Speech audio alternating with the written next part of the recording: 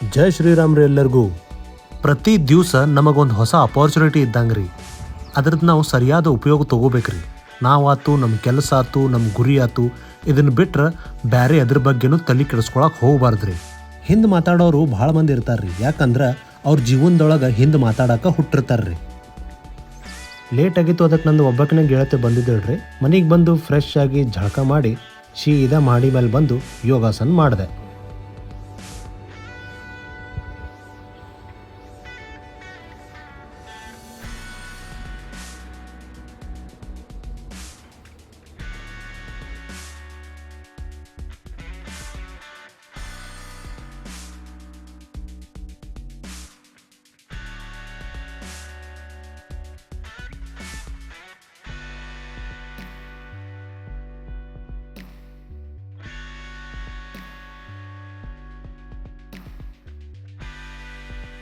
ಯೋಗ ಮುಗಿಸಿ ಫ್ರೆಶ್ ಆಗಿ ಪ್ರೋಟೀನ್ ಕುಡಿದು ನಾ ಕುಂತೆ ಹನುಮಾನ್ ಚಾಲಿಸ ಓದಾಕ.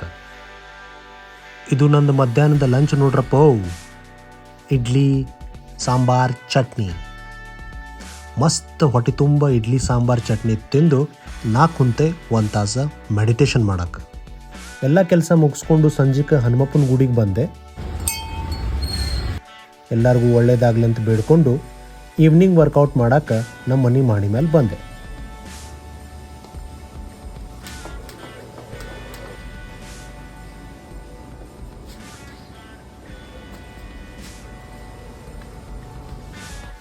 ವರ್ಕೌಟ್ ಮುಗಿಸಿ ಮಸ್ತ್ ಪ್ರೋಟೀನ್ ಕುಡಿದೆ.